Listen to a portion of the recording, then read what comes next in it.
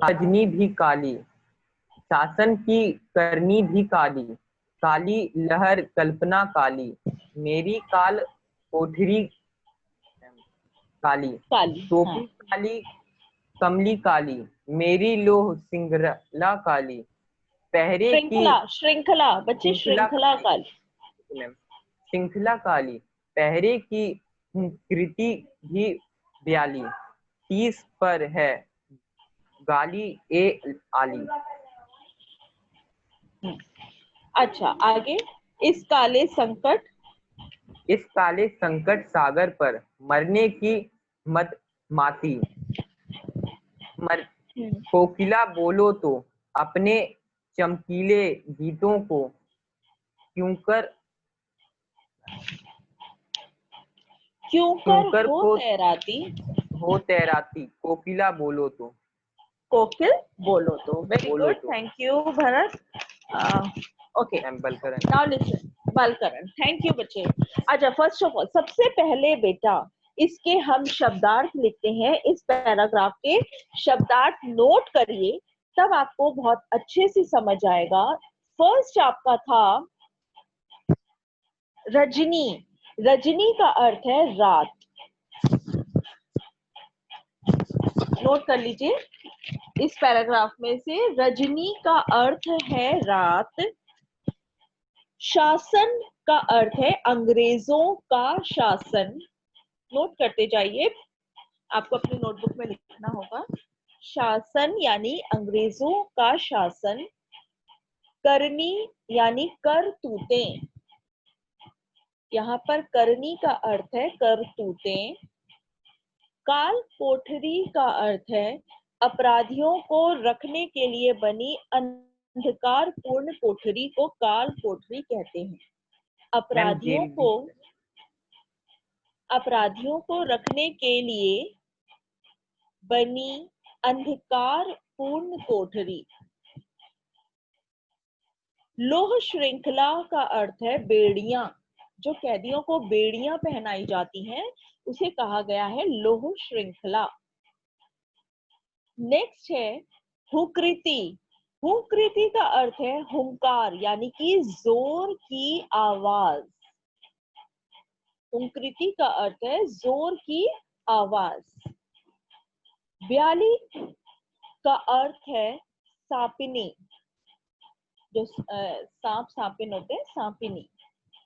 ठीक है। तिस पर यानी कि उस पर, उस पर। संकट सागर यानी कि दुखों का सागर, दुखों का सागर। मदमाती, मदमस्त। मदमाती का अर्थ है मस्त या मदमस्त भी उसको कह सकते हैं। अब आप देखिए, काली तू रजनी भी काली। रजनी का अर्थ है रात। तो कवि जो है वो कोयल से ये बोलता है, ए कोयल तू काली है, तेरा रंग काला है, और इस रात, ये जो रात है ये भी कालिमा पूर्ण है, यानी कि रात भी बहुत काली है। शासन की करनी भी काली, मतलब अंग्रेजी सरकार के जो कारनामे हैं, जो करतूते हैं, वो भी बहुत काली हैं। काली लहर कल्पना काली, मेरी काल कोठरी काली। यहाँ पर वो कहता है बेटा, देश में अंग्रेजों के प्रति जो लहर उठ रही है वो भी काली है। यानी कि जो हमारे देश में जो स्वतंत्रता की लहर उठ रही है अंग्रेजों के खिलाफ, वो भी काली है। फिर कवि बताता है कि मेरी काल कोठरी काली, मतलब जिस कोठरी में उसे रखा गया है, उसको बंद किया गया है, वो भी तो बहुत काली है। फिर कहता है टोपी काली, कमली काली, मेरी लोह श्रृंखला काली, मतलब मेरी टोपी भी काली है। कमली का अर्थ है कंबल, मेरा कंबल भी काला है। उसके बाद कहता है मेरी लोह श्रृंखला काली, यानी कि जो मेरी बेड़ियां हैं, जो मेरे हाथ पैरों में अंग्रेजों ने बेड़ियां डाल रखी हैं, वो भी तो काली है। फिर बोलता है, पहरे की हुंकृति की व्याली, तिस पर है गाली ए आली। मतलब हे कोयल, देश में जो मतलब ये सॉरी जो पहरेदार हैं, पहरे की हुंकृति भी वाली, यानी कि पहरेदारों की जो ऊंची आवाजें हैं, जब रात के समय पहरेदार घूम घूम कर हर कैदी को देखा करते थे कि कोई कैदी भाग ना जाए। वो कहता है जो उनकी आवाजें हैं वो भी सापिन के समान काली हैं। जैसे चौकीदार नहीं घूमता डंडा बजा बजा के, वैसे ही वहां पे जेल में एक्सक्यूज मी मैम। पहरेदार घूमते हैं। यस बेटा, है वो एक सांपिन की तरह काली है। जिस प्रकार सांप और सांपिन होते हैं, जहरीले होते हैं, उनको देखकर डर लगता है, उसी प्रकार उनकी आवाजें भी काली हैं। उसके बाद वो कहता है, इस काले संकट सागर पर मरने की मदमाती। अच्छा, उससे पहले एक लाइन हमारी रह गई, पहरे की हुंकृति की व्याली, तिस पर है गाली ए आली। यानी कि वो कहता है कि इतना अन्यायपूर्ण व्यवहार वो हमारे साथ करते हैं, यहाँ जितने कैदी हैं उनके साथ अन्याय भी करते हैं और उनको गालियां भी देते हैं। ए सखी, वो गालियां भी देते हैं, हमें उनके अन्याय भी सहने पड़ते हैं, उनकी गालियां भी सहनी पड़ती हैं।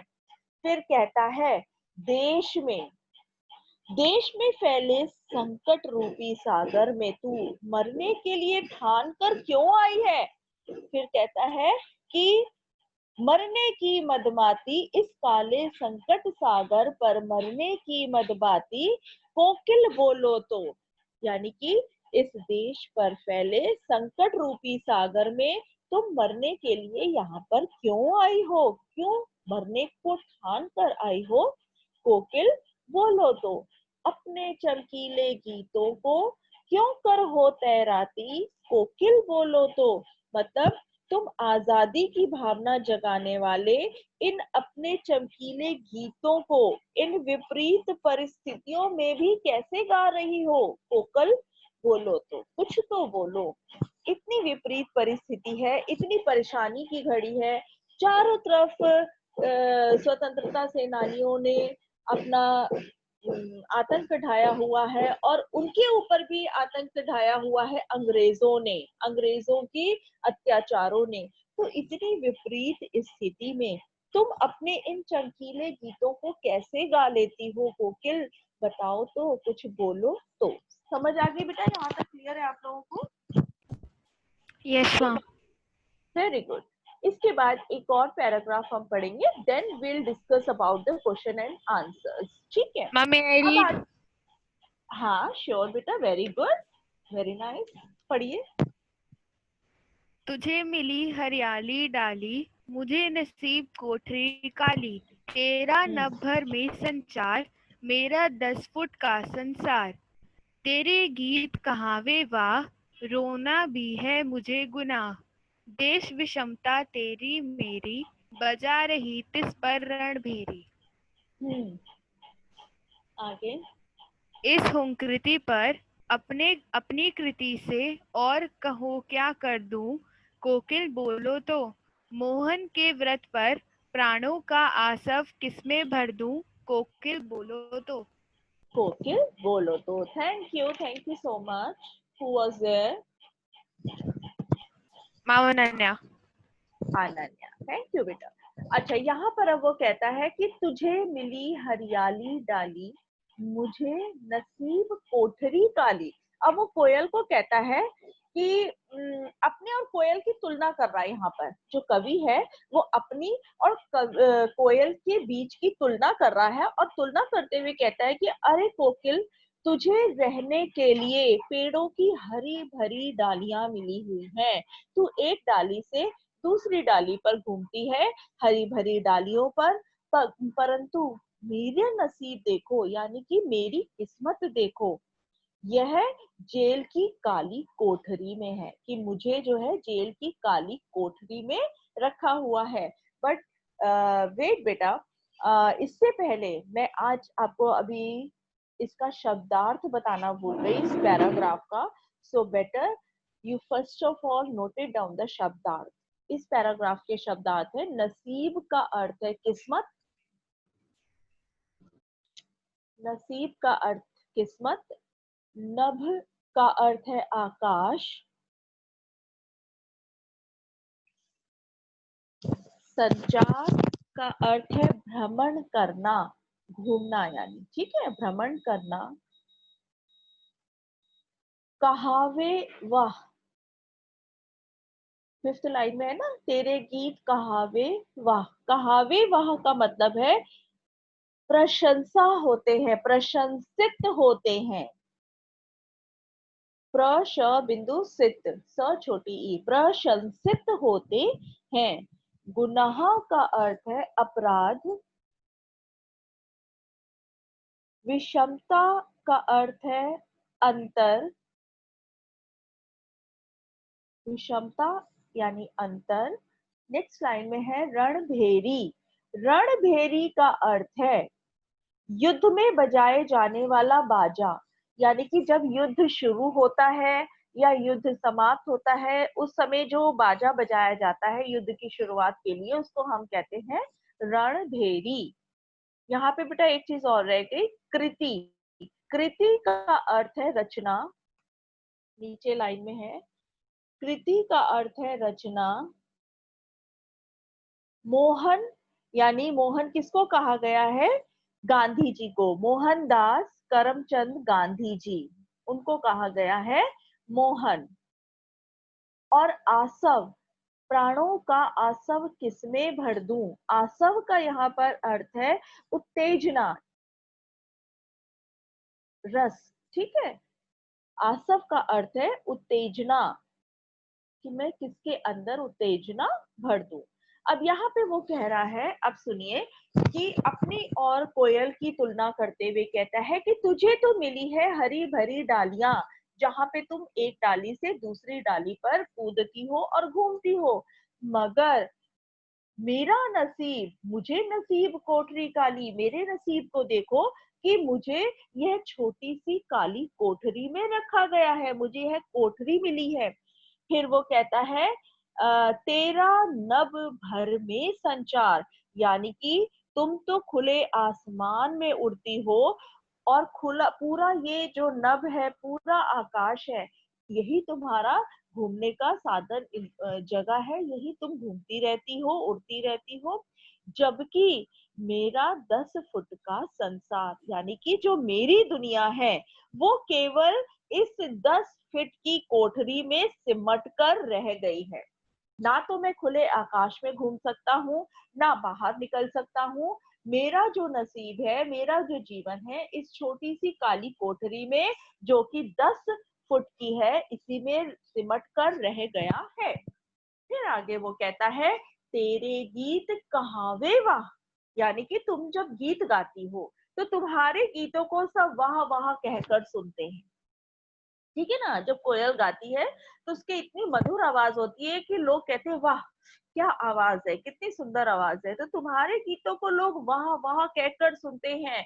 और रोना भी मुझे है गुनाह, और जहां तक मुझे देखा जाए तो अगर मैं रोना भी चाहूं तो मेरा रोना भी अपराध कहा जाता है, अपराध माना जाता है, और उसके बाद मुझ पर अत्याचार किया जाता है, ठीक है। फिर वो कहता है कि देख विषमता तेरी मेरी बजा रही तिस पर रणभेरी। अरे कोयल, तू मेरे और अपने बीच के अंतर को देख। वो कोयल से कह रहा है मेरे और अपने बीच के अंतर को देख, इसके बाद भी तू रणभेरी बजाकर लोगों को आजादी की लड़ाई के लिए उत्साहित कर रही है, ठीक है। रणभेरी यानी तू लोगों को आजादी की लड़ाई के लिए उत्तेजित कर रही है अपने गीत गा गा कर। वो कहता है कि इस हूँ कृति पर अपनी कृति से और कहो क्या कर दूं। कोयल, तेरी इस हुंकार से जो तुम गा रही हो, जो तुम चिल्ला रही हो, इस हुंकार से ओजस्वी रचनाएं लिखने के अलावा और मैं क्या कर सकता हूँ? यहाँ जेल में बैठकर मैं तुम्हारी आवाज सुन के केवल उस पे जोश भरी कविताएं लिख सकता हूँ। ठीक है, ओजस्वी रचनाएं लिख सकता हूँ, इसके अलावा मैं यहाँ जेल में रहकर कुछ नहीं कर सकता हूँ। कोकिल बोलो तो मोहन के व्रत पर प्राणों का आसव किसमें भर दूं? कोकिल बोलो तो। अब कोयल, तुम मुझे यह भी बता दो कि मोहनदास करमचंद गांधी के संकल्प को पूरा करने के लिए क्या मैं अपनी उत्तेजना किसमें भर दूं? जो एक, क्योंकि बेटा ये कवि जो था वो स्वतंत्रता सेनानी था, इसके अंदर बहुत उत्तेजना भरी थी, बहुत जोश भरा था अपने देश को आजाद कराने का। इसलिए वो कह रहा है कि मोहनदास करमचंद गांधी के संकल्प को, गांधी का संकल्प क्या था? अपने देश को आजादी दिलवाना। तो कहते हैं कि उनके संकल्प को पूरा करने के लिए कहो मैं यहाँ से अपनी उत्तेजना किसके अंदर भर दूं कि वो भी उतना ही बाहर उत्तेजित होके गांधी जी के संकल्प को पूरा कराने में जुट जाए। ए कोकिल बोलो तो ये थी बेटा आज की पोयम कैदी और कोकिला।